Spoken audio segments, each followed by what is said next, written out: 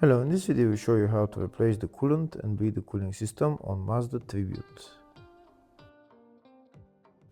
Depending on the engine, the coolant overflow tank might be in different positions and different color, but the procedure is very similar. First, this is the filler cap. First we're going to remove the filler cap, that's where we're going to fill the coolant from, and this is the coolant overflow tank for this engine. Before draining the coolant, first we're going to remove the coolant filler cap. Next we're going to go underneath the car and show you how to drain the coolant. On some engines there is a coolant drain plug, on others there isn't a drain plug on the radiator, so you need to remove the lower radiator hose on the radiator and drain the coolant that way. This is the hose that comes from the radiator, so you can remove that clamp on this side and just drain the coolant from there on this engine. Once the coolant is drained, next we're going to start filling coolant into the system. This is the coolant that I'm using, FL22. So we're going to fill the coolant until it reaches, until it goes all the way to the top. Here where we fill the coolant, this is not a coolant tank, we fill the coolant directly into the radiator. So unlike the coolant tank where there is a minimum and maximum level, here you fill the radiator all the way to the top. And afterwards we're going to look at the minimum and maximum level at the coolant overflow tank. So we continue to fill coolant until it goes up all the way, and then afterwards you're going to see how there is going to be air bubbles coming out, and the coolant level will drop down. So we'll continue to fill until there is no more air bubbles.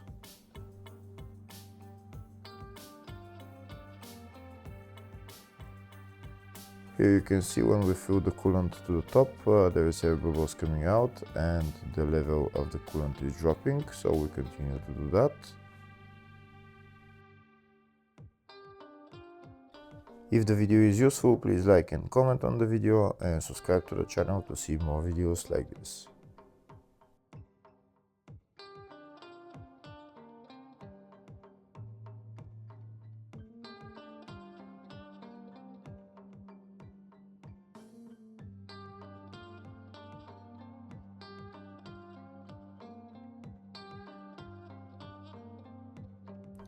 Here you can see we continue to fill the system with coolant. There is still more air bubbles coming out and the coolant level is dropping, so we continue to do that. And now we're going to open the coolant overflow tank and fill coolant just above the minimum level.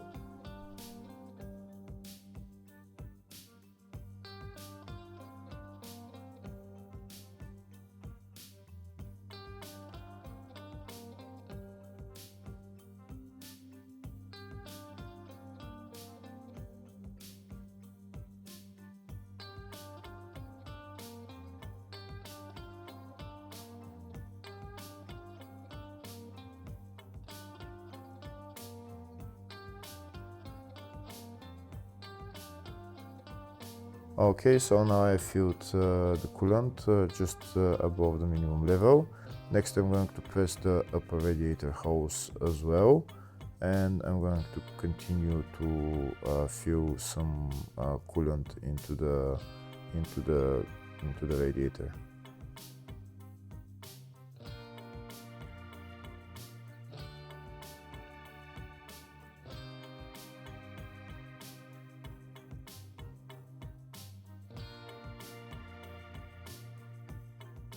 Here you can see the level is still dropping, there is still some air coming out.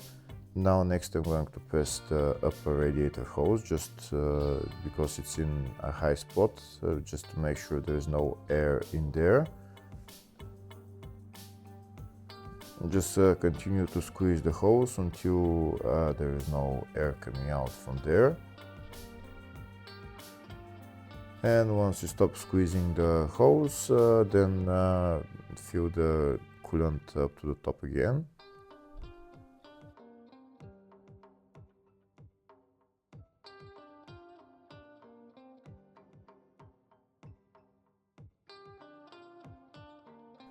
Then repeat the procedure, squeeze the upper radiator hose again and then fill it up all the way to the top. And then we're gonna go inside the car and start the car.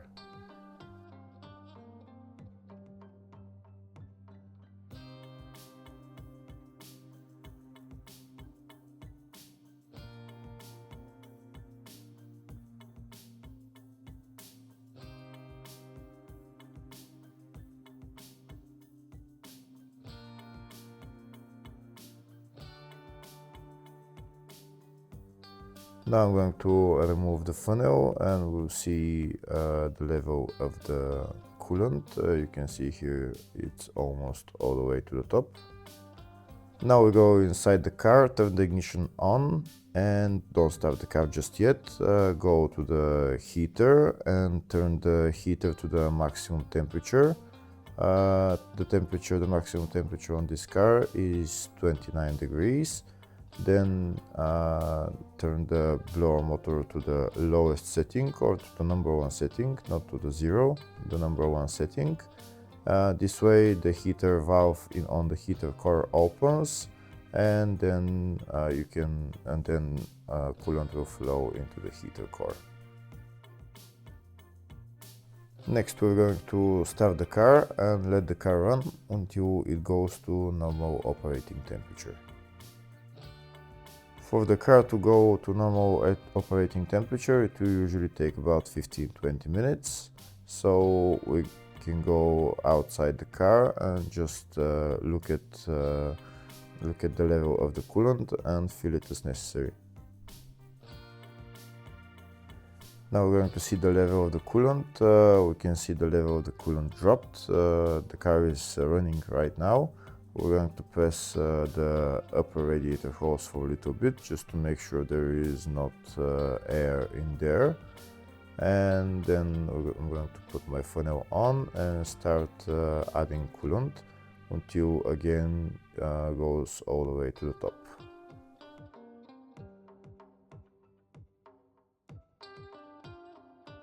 Here you can see now it's all the way to the top and there is less bubbles coming out, but there are still some bubbles coming out. Here you can see there's some bubbles coming out, not too much, but once the bubbles are coming out, that means the system is being bled. We can see the coolant level is dropping. So now we're going to add some more coolant.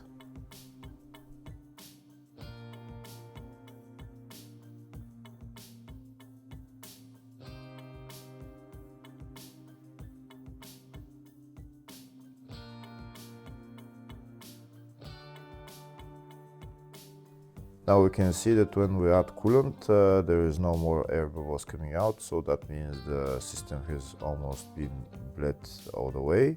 There's still some coming out, but not too much. Now I'll show you the level of the coolant in the overflow tank. You can see just a little bit above the minimum level. When you turn off the car, you can add the coolant to go to the maximum level. Here we can see the coolant is still to maximum level, so now we're gonna go inside the car and check the temperature. We can see the temperature is almost in the middle between hot and cold, so that means the temperature is almost at normal operating temperature. Next we're going to rev the engine for maybe a minute or two, just to help it warm faster. Just hold the RPM to around 2000 RPM just for maybe 30 seconds, minute and a half, depends on how fast the car will warm up. Once the car warms up, then the heater should start blowing hot air. If the heater starts blowing hot air, that means the coolant system has been bled. I'm going to turn up the heater blower motor, and I will wait for the hot air to start coming out. Once the hot air starts coming out, that means the system has been bled, and then we can turn off the car. In my case, there is hot air coming out, so that means I can turn off the car and just add coolant as necessary into the radiator. First, I'll add coolant into the coolant overflow tank, just do it to the maximum level, and then I'm going to add coolant into the radiator.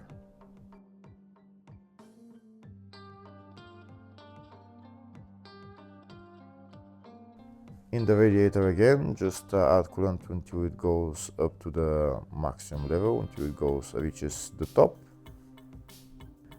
Now we can put on the radiator cap on and the coolant overflow tank cap on, and we're done with replacing the coolant.